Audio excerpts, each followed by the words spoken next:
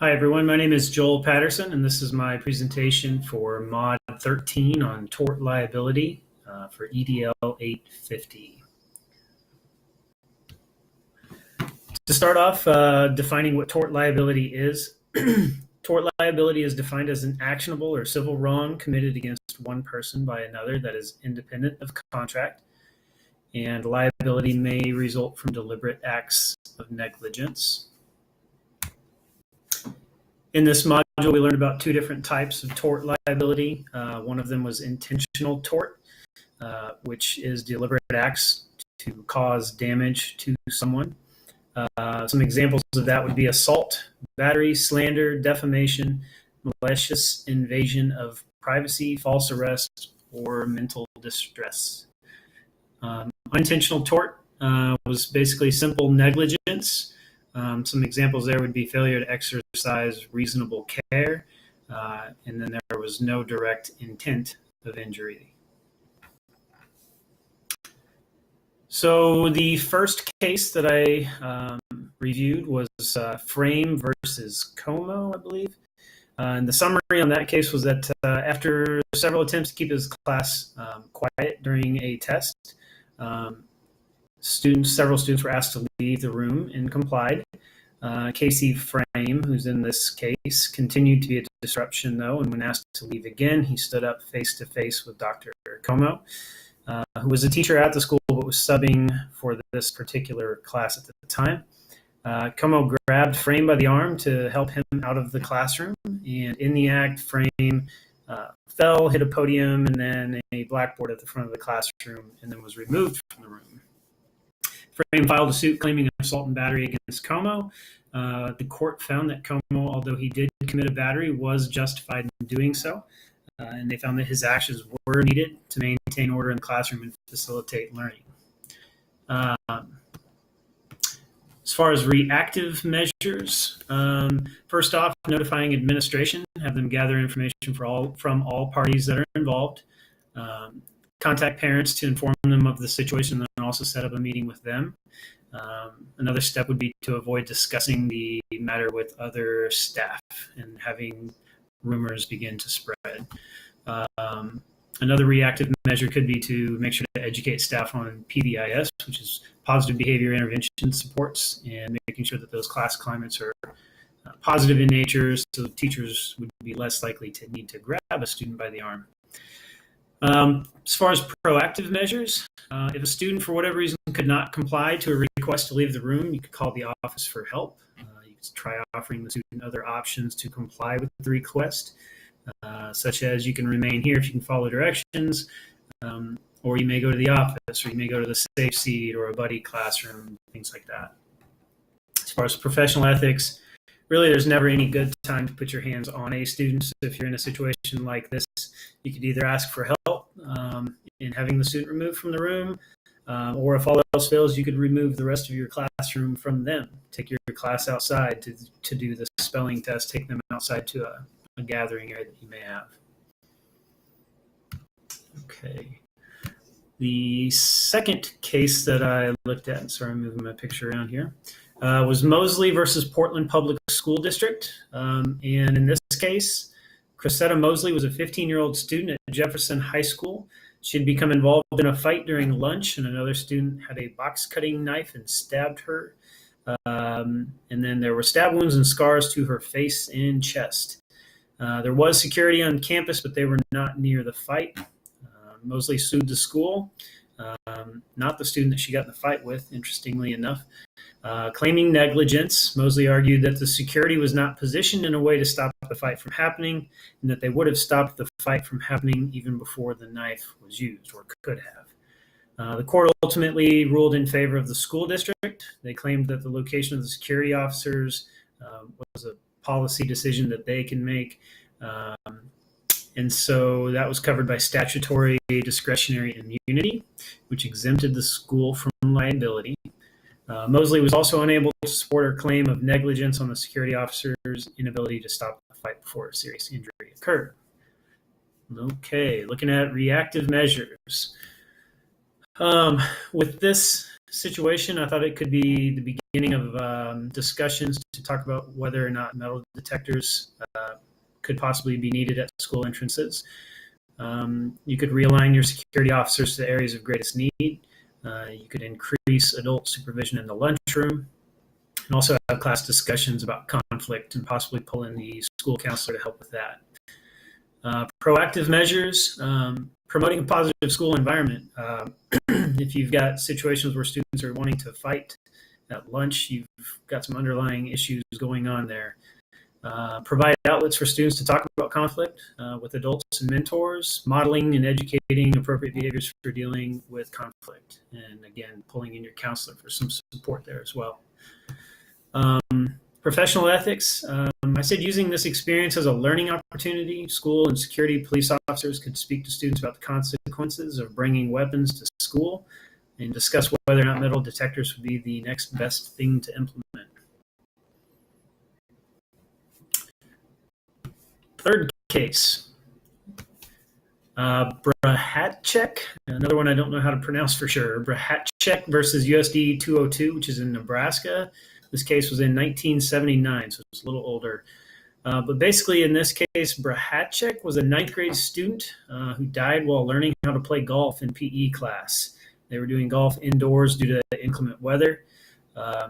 Students in the class, I believe there was 58 students in the class, had learned safety precautions, techniques, and all of those things on the first day, which Brahatchek was absent for. And then on the second day, they practiced swings with wiffle balls towards a wall. So they had groups, groups of 4 or 5 students that were on opposite sides of the gym, and they were practicing hitting balls into the wall. And when groups were not swinging, they were waiting at the mid-court line in the middle of the gym.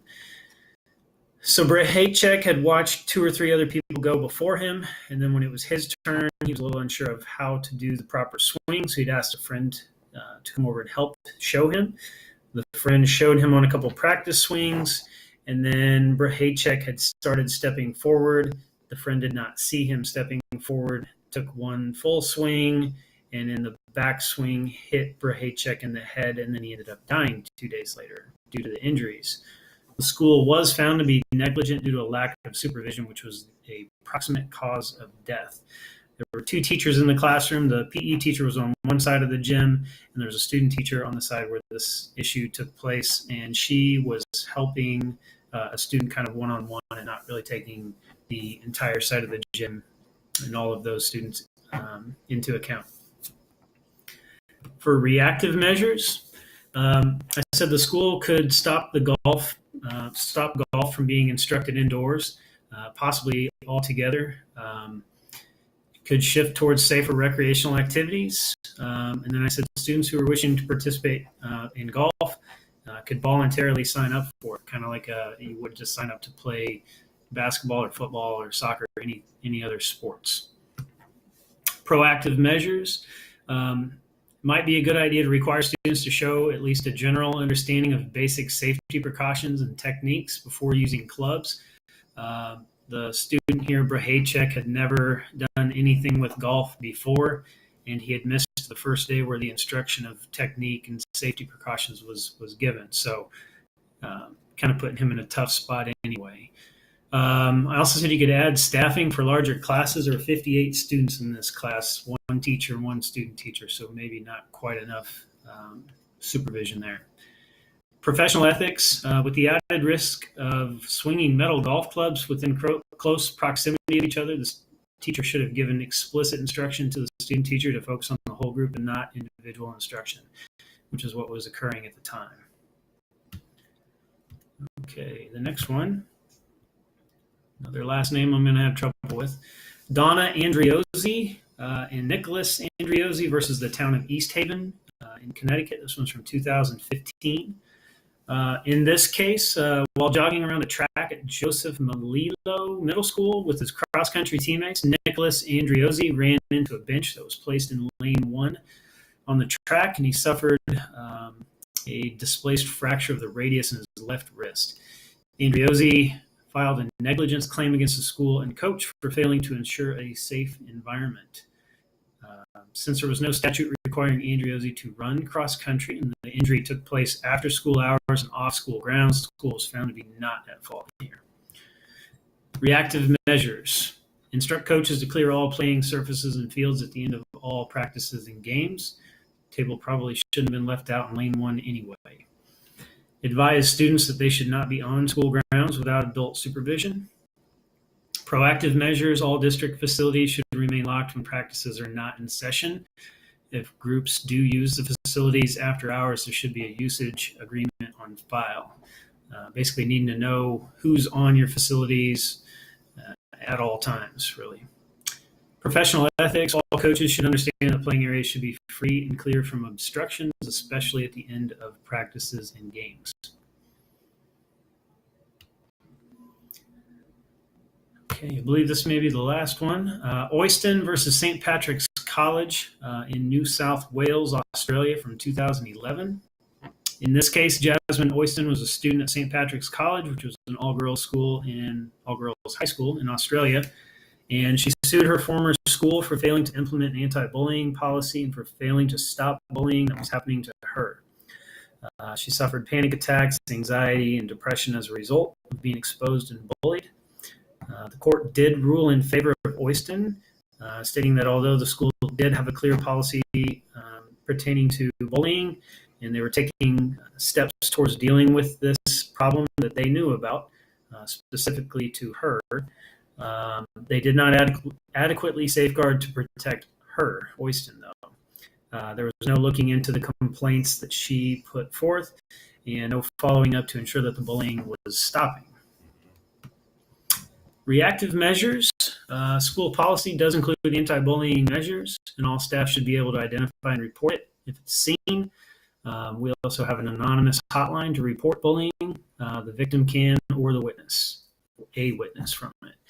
Proactive measures. I said class discussions and lessons with and without the counselor, focusing on anti-bullying. Follow up on reports of bullying from students and make sure it's not continuing. If it is, get help from administration, counselor, etc. if needed. As far as professional ethics, all staff, certified and non-certified, should be educated on bullying prevention, and they need to be educated on what to look for and how to report it. Discussions need to focus on this periodically to continuously remind students as well. And our last slide here is our references. Thank you for listening, and have a good rest of the semester.